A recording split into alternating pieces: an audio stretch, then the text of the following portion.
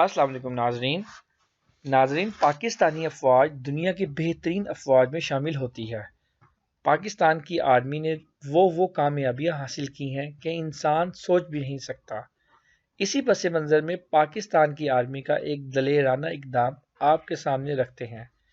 20 نومبر 1979 کو منگل کی صبح جب امام کعبہ نے نماز فجر پڑھائی تو امام کعبہ نے جیسے ہی سلام پھیرا کچھ لوگوں نے امام کعبہ کو گھیرے میں لے لیا۔ یہ اسلامی مہینے کا پہلا دن تھا۔ اسی دوران کچھ لوگوں نے لاؤڈ سپیکر کو اپنے کنٹرول میں بھی لے لیا۔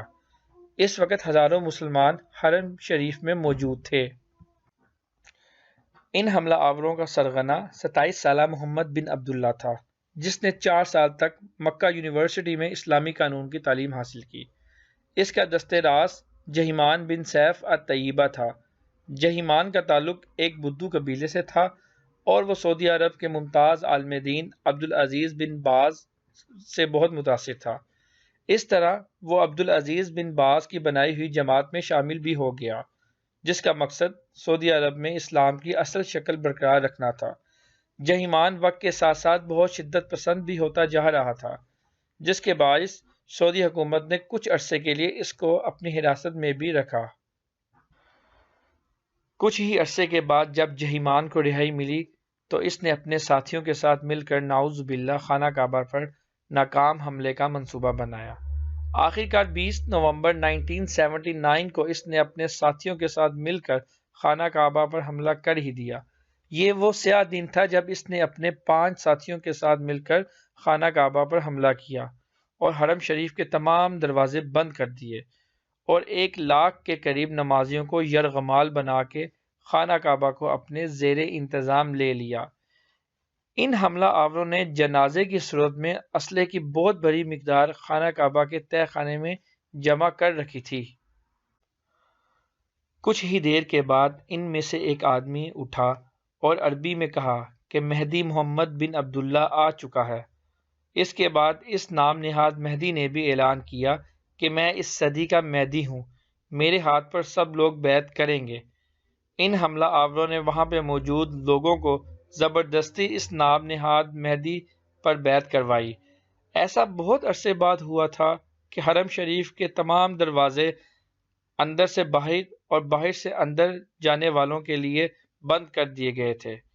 سعودی حکومت نے اس نام نہاد مہدی سے نمٹنے کے لیے اپنی فوج بھیجی، لیکن خانہ کعبہ کے تقدس اور کم تربیت کی وجہ سے سعودی حکومت ٹھیک طرح سے نمٹ نہ سکی۔ جب یہ خبر پوری دنیا میں پھیلی کہ خانہ کعبہ پر دہشت گردوں کا حملہ ہو چکا ہے تو پوری امت مسلمہ میں غم و غصے کی لہر بھڑک اٹھی۔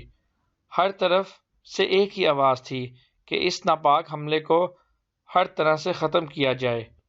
سعودی حکومت اس وقت بہت کشمکش میں مبتلا تھی، کیونکہ خانہ کعبہ کے قریب سعودی حکومت خون کی ہولی نہیں کھیلنا چاہتی تھی۔ سعودی حکومت نے فوری طور پر فرانس کی افواج سے تربیت حاصل کی، چونکہ اس مقام پر غیر مسلم افراد کا داخلہ ممنوع ہے، جس کی وجہ سے سعودی افواج ان غیر مسلم افواج کو اپنے ساتھ اندر لے کے نہیں جا سکتی تھی۔ پھر آخرکار سعودی فرمانروا کو آخری انتخاب پاکستان کی افواج کا کرنا پڑا۔ اس طرح فوری طور پر پاکستانی حکومت سے رابطہ کیا گیا اور پاکستان سے درخواست کی گئی کہ پاکستان خانہ کعبہ کی حفاظت کے لیے اپنی افواج حرم شریف بھیجے۔ اس وقت پاکستان میں جنرل ضیاء الحق کی حکومت تھی۔ پاکستان کی افواج پہلے ہی بیت اللہ کی حفاظت کے لیے بیٹھی تھی۔ اسی پیش نظر SSG کے کمانڈوز کا انتخاب کیا گیا اور ان کو سعودی عرب روانہ کر دیا گیا۔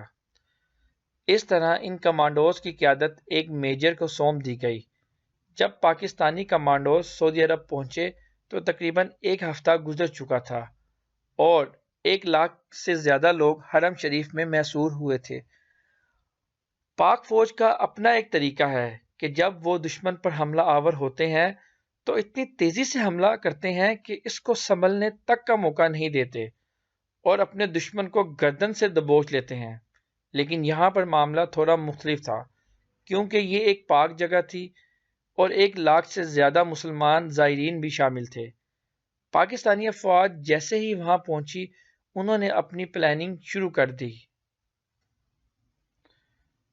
پاک افواج نے کیمروں کی مدد سے ساری جگہ کا جائزہ لیا جہاں دہشت گرد موجود تھے۔ اچانک اس میجر کے ذہن میں ایک دلچسپ ترکیب آئی۔ اس نے سب سے پہلے اپنے کمانڈوز کو بلایا اور ان سے خون پر حلف لیا کہ وہ بیت اللہ کی حفاظت کے لیے اپنی جان تک کی بازی لگا دیں گے۔